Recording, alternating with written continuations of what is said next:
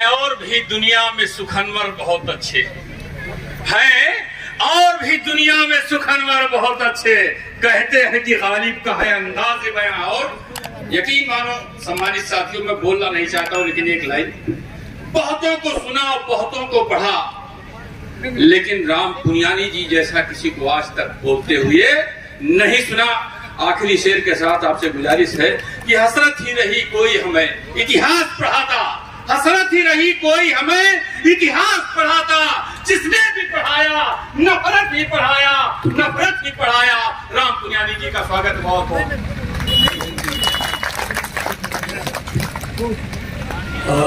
अध्यक्ष महोदय और बद्र आलम जी, पहले तो मैं बहुत शुक्रगुजार हूँ कि आपने मुझे आज के इस जलसे के लिए बुलाया। और जैसे बद्र आलम जी के वालिद साहब ने इस क्षेत्र में बहुत काम किया है, इस क्षेत्र में बद्र आलम जी भी एक बहुत महत्वपूर्ण काम कर रहे हैं। वो ये कि समाज की चेतना को एक सही दिशा देने का काम। मैं ये मानता हूँ कि राजनीति बहुत महत्वपूर्ण है, पर राजनीति से भी ज़्यादा महत्वपूर्ण इम्पोर्टेंट जो है वो है विचार। और विचारों के लिए जो आज उन्होंने एक कार्यक्रम तय किया, शहीद आजम भगत सिंह के जो 23 मार्च को शहादत दिवस आने वाला है, उसके सम्मान में कार्यक्रम, और उसी के साथ साथ बाकी आज़ादी के आंदोलन के शहीदों को भी याद करना, ये एक बहुत महत्वपूर्ण चीज़ है। और आज ये इसलिए महत्वपूर्ण हो रही है कि आज राजनीति से हम बच नहीं सकते। पार्टियों के नाम न ले चलेगा, पर जरा याद रखिए, पार्टियों के नाम लेना जरूरी नहीं है, पर पार्टियों का पैटर्न समझना जरूरी है। दो प्रकार की पार्टियां हैं, दो प्रकार के राजनीतिक प्रवाह हैं। एक राजनीतिक प्रवाह वो है जिस रास्ते पर डॉक्टर अंबेडकर चले, भगत सिंह चले, महात्मा गांधी चले। ये तीन का जो मेरा जोड़ा आपने यहाँ रखा है बद्र आलम जी, इसके लिए आपका बहुत बहुत शुक्रिया। ये तीन मेरे सबसे बड़े आदर्श हैं। इसलिए सबसे बड़े आदर्श है, महात्मा गांधी देश के सभी लोगों को जोड़ते हैं। पहले कोई मद्रासी, कोई मलयाली, कोई बंगाली, कोई आसामी, कोई उत्तर प्रदेश वाला, और उनको एक भारतीय बनाने वाला जो व्यक्ति था वो था मोहनदास करमचंद गांधी। उसके बाद शहीद आजम भगत सिंह, क्या किया उन्होंने? मेरे पहले के वक्ताओं ने बहुत अच्छे से बहुत सारी बातें कह दी। जीवनी के बारे में आनंद जी ने कहा, समीना बेगम जी ने भी बहुत अच्छी बातें कही। मैं उनकी जीवनी को नहीं दोहराऊंगा, मैं एक सरल बात कहूंगा कि भगत सिंह ने 23 साल 8 महीने की उम्र पे जो काम किया और जो देश के नवयुवकों को रास्ता दिखाया, ये वही रास्ता था, वही जोश था, वही त्याग था जिसके कारण देश को आजादी मिली। इस बात को याद रखिए। और तीसरे भीमराव बाबा साहब अम्बेडकर, कहना ही क्या। आज हम जिन बातों को लेके चलते हैं, भारतीय संविधान, भारतीय संविधान, भारतीय संविधान, कहने को सब कहते हैं भारतीय संविधान, पर जब करने का मौका आता है तो किसी और किताब को नाम लेकर चलते हैं। और वो किताब का नाम आप मुझे बताएंगे?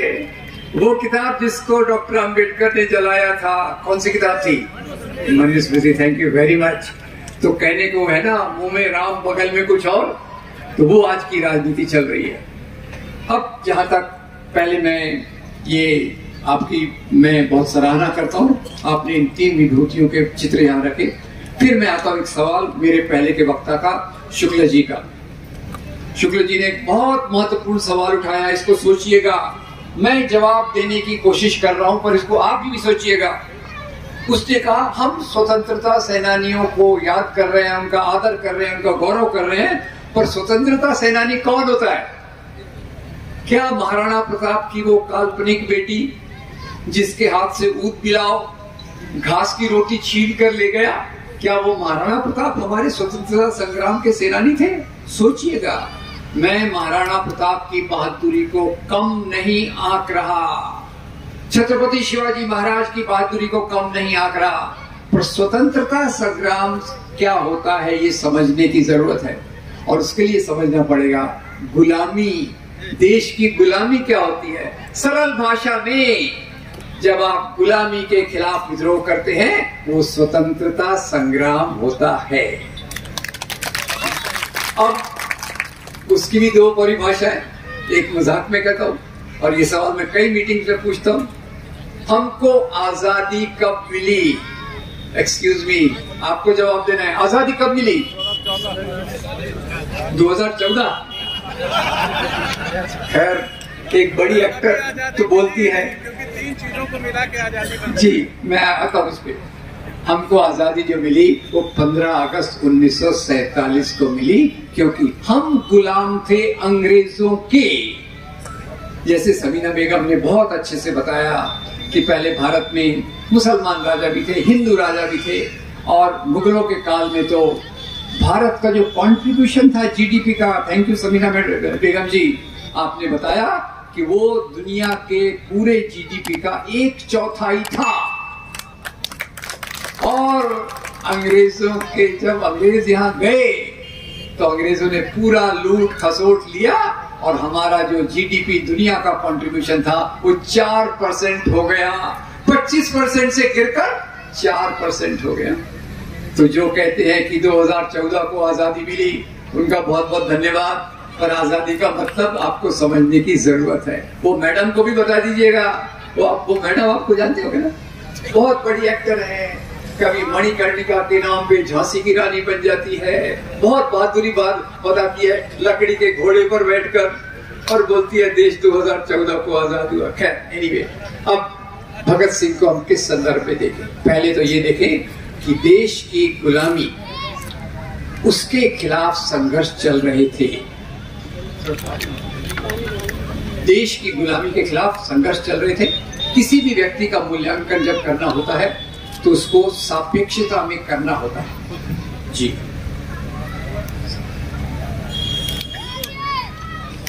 भगत सिंह जब पटल पर आए, जब भगत सिंह पटल पर आए तो एक तरफ आजादी का आंदोलन चल रहा था, और 1920 के बाद से महात्मा गांधी इसके सर्वमान्य नेता बन गए थे। और महात्मा गांधी का एक सरल सिद्धांत था कि लोगों की भावनाओं का आदर करो, एक सर्वसमावेशी इंक्लूसिव धर्म को मानो। धर्म को इस प्रकार से नहीं मानो, अगर मैं हिंदू हूं तो मुसलमान अगर है तो मेरा दुश्मन है, अगर मैं मुसलमान हूं तो हिंदू मेरा दुश्मन है। उस प्रकार के राजनीतिक प्रवाह भी थे। तो 3 प्रकार के राजनीतिक प्रवाह थे। एक राजनीतिक प्रवाह इस्लाम के नाम पे राष्ट्र बनाना चाहता था, पहचान लिया आपने। एक राजनीतिक प्रवाह हिंदू धर्म के नाम पे बनाना चाहता था, और तीसरा प्रवाह था जो सभी लोगों को जोड़कर स्वतंत्रता, समता, बंधुता के मूल्यों को विकसित करना चाहता था, और भगत सिंह इसी परंपरा में थे। अब इसी परंपरा में शायद आनंद जी ने एक का उल्लेख किया कि एक परंपरा थी क्रांतिकारियों की। ये अपने आप को दूसरे आंदोलन से अलग मानते थे। अलग इसलिए नहीं मानते थे कि उनके मूल्य अलग थे, पर वो कहते थे कब नौजवान थे, खून गर्म था, जल्दी चाहिए आजादी। तो शुरू में वो हिंसा में विश्वास रखते थे, और इसलिए वो एक अनुशीलन समिति नाम का एक संगठन था कलकत्ता में, और कलकत्ता के अनुशीलन समिति में के बाद खास तौर से चंद्रशेखर आजाद और शहीद आजम भगत सिंह और बाकी जिन लोगों का नाम लिया गया, इन्होंने मिलकर बनाया Hindustan Republican association. Hindustan Republican association, नाम को जरा ख्याल कीजिए, आगे इस नाम को मैं विकसित करूंगा, और नाम का मतलब भी समझिए। भगत सिंह आए, और भगत सिंह की एक बात खास तौर से आज आप बता दूंगा कि भगत सिंह पढ़ने के बहुत शौकीन थे, लिखने के बहुत शौकीन थे। बीच में तो बात में आऊंगा, पर उनकी एक अंतिम बात पहले बता दूं।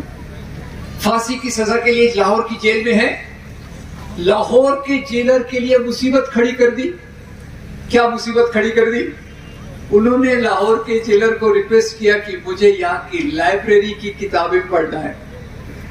अब जेलर एक के बाद एक किताब ला के देता रहा, भगत सिंह उसको चाट जाते, किताबें खत्म हो गई तो उन्होंने कहा बाहर की लाइब्रेरी से ला के दो ना, मुझे और पढ़ना है, मेरे पढ़ने की भूख जा नहीं। और ये आज उस समय बोल रहा हूं मैं जब पढ़ने की भूख नहीं है। मुझे बहुत खुशी है कि लोग कह रहे हैं आपकी किताबें खत्म हो गई, पर ज्यादातर आजकल पढ़ने की आदत कम होती जा रही है। मुझे बहुत अच्छा लगा जब आनंद जी ने कहा कि वो रोज सुबह 2 घंटा पढ़ने की कोशिश करते हैं। तो भगत सिंह में ये बात थी। और इस बात का उच्चतम बिंदु देखिए, 24 मार्च को उनको फांसी दी जाने वाली थी, 23 मार्च को उसको प्रीपोन कर दिया गया, जल्दी कर दिया गया। जेलर आया और उसने कहा भगत चलो तुम्हारी फांसी का वक्त हो गया है। पहली बात तो ये कि जैसे अशफाकुल्लाह जी के बारे में बताया गया, फांसी का कोई गम नहीं, बस मजे में रहते थे, मजे में यानी जो भी अपना काम करते रहते थे। और जब जेलर आया तो इस बात को जरा नोट कीजिएगा, जेलर आया तो उन्होंने कहा जेलर साहब मुझे 10 मिनट और दीजिए। बोले क्यों, क्या बात है भाई? बोले मैं किताब पढ़ रहा हूँ, मैं किताब पढ़ रहा हूँ, किताब के 4 पन्ने बाकी है, वो मैं पढ़ लूं तो मैं आपके साथ फांसी के फंदे पर झूल जाऊंगा। ख्याल कीजिए, मैं मरने वाला हूँ, फांसी होने वाली है, पर अपने ज्ञान की लालसा को पूरा करके मरूंगा। और यही उनके जीवन का मूल मंत्र था, जिसके कारण उन्होंने पत्रकारिता की, किताबें लिखी। 23 साल 8 महीने में जो उन्होंने साहित्य की रचना की, उस पे कलेक्टेड वॉल्यूम्स निकले हुए हैं। और कलेक्टेड वॉल्यूम्स बहुत बड़ी किताब है, बहुत सारी किताबों का मैं जिक्र करूंगा और उस पे आऊंगा। तो खैर आनंद जी की बात में थोड़ा जोड़ते हुए, शुरुआत में वो जो पहली बात तो ये है कि हिंदुस्तान जो उनका एसोसिएशन था, इसमें उन्होंने सोशलिस्ट शब्द को ऐड कराया।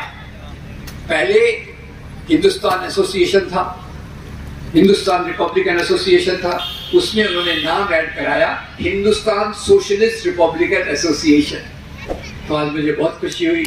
लोहिया जी को मानने वाले बहुत हैं, समाजवाद की अलग अलग प्रकार की परिभाषाएं हैं, कार्ल मार्क्स से लेकर तो राम मनोहर लोहिया, पर मुख्य बात एक ही है कि उत्पादन के साधनों पर जनता का नियंत्रण रहे, उत्पादन के साधनों का फायदा जनता को मिले।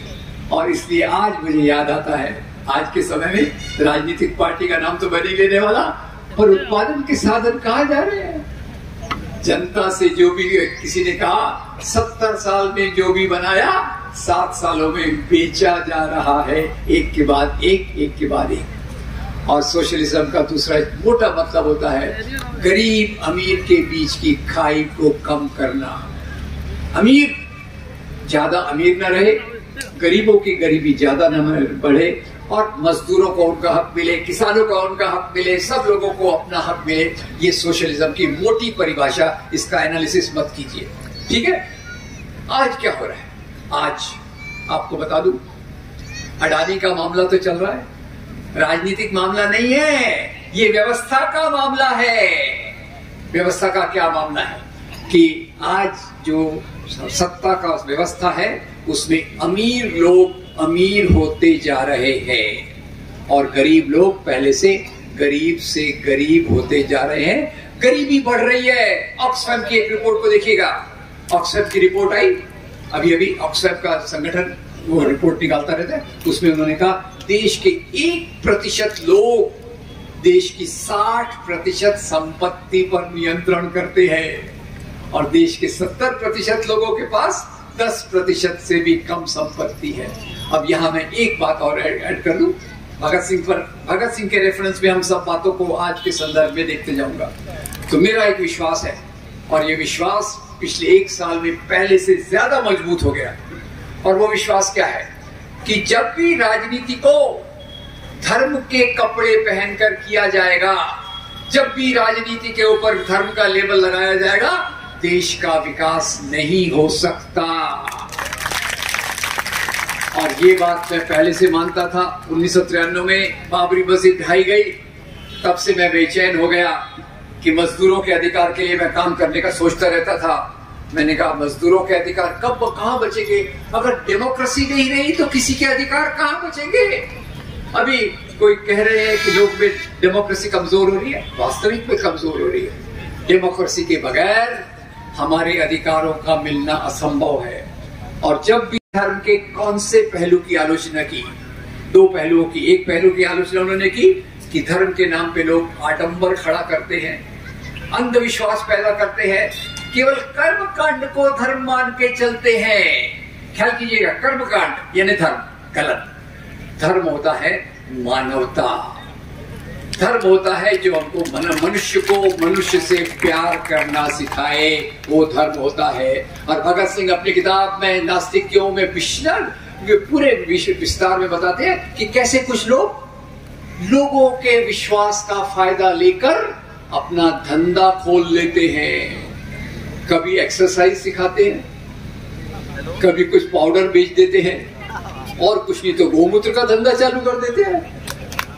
और इसी धर्म के नाम पर आपको पता होगा कि एक बहुत बड़े बापू थे, आजकल जेल में हैं, क्या नाम है, और एक वो राम रहीम गुरमीत वगैरह थे ना, क्या थे, इलेक्शन के पहले उनको पैरोल मिल जाता है कि जाओ भाई इस पार्टी का प्रचार करो, जेल में क्या है, कानून तो हमारे हैं। तो ये धर्म के नाम का दुरुपयोग नंबर 1। और धर्म के नाम का दुरुपयोग नंबर 2 जो भगत सिंह के समय भी चल रहा था, और वो था एक तरफ इस्लाम के नाम की राजनीति, इस्लाम के आधार पे नहीं, इस्लाम के नाम पर मुस्लिम राष्ट्र की मांग, और दूसरी तरफ हिंदू धर्म के नाम पर हिंदू राष्ट्र की मांग। क्या भगत सिंह इनके बारे में नहीं जानते थे?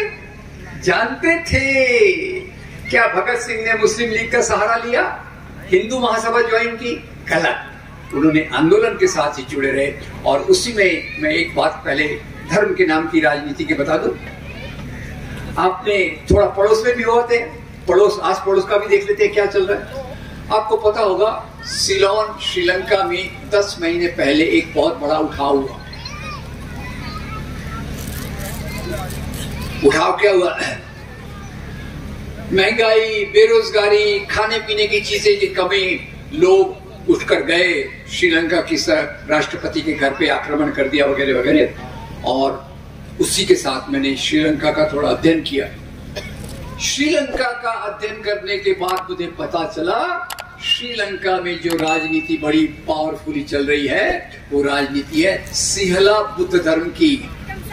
आप जब मुझे बुद्ध की मूर्ति देते हैं, लखनऊ में भी दी थी, यहाँ भी दी, दिल पाक पाक हो जाता है, क्योंकि गौतम बुद्ध के मूल्य मेरे दिल के सबसे करीब हैं। श्रीलंका में उसी बुद्ध धर्म के आवरण में जो राजनीति हो रही है उसने वहां के हिंदू तमिलों पे भयंकर अत्याचार किया, मुसलमानों पे अत्याचार किया, क्रिश्चियन पे अत्याचार किया। पिछले 60 साल आजादी के बाद से श्रीलंका में सिहला बुद्ध धर्म पावरफुल रहा, और उसका क्या हाल हो गया है आप देख लीजिए। नंबर 1। नंबर 2, पड़ोस का देश पाकिस्तान, उसको दुश्मन देश मत मानिए। देश एक होता है, लोग दूसरा होता है। थोड़ा लगे हाथ बता दूं, पाकिस्तान जाने का मुझे भी मौका मिला, 8-10 दिन था।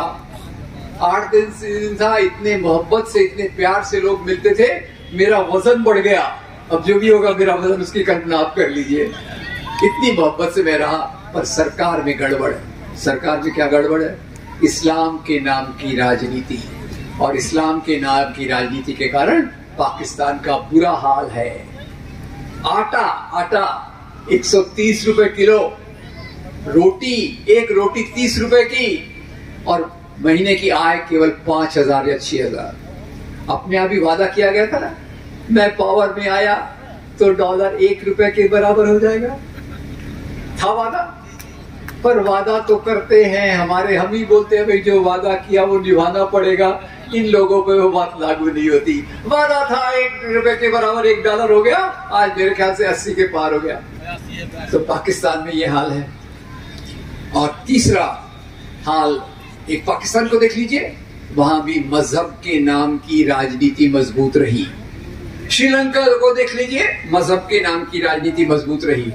और यही बात 6 दिसंबर 1992 को एक पाकिस्तानी की कवित्री पोएटिस, जो एक पाकिस्तानी डिप्लोमेट की पत्नी थी, फहमीदा रियाज, उस समय दिल्ली में रहती थी और बहुत लिबरल सेक्युलर किस्म की महिला थी। बाबरी मस्जिद के ध्वंस के बाद उन्होंने एक कविता लिखी भारत को एड्रेस करते हुए, अरे तुम बिल्कुल हम जैसे निकले, हम तो गलत रास्ते पे थे, तुम भी उसी रास्ते। खत्म। Bye bye, tata, good bye.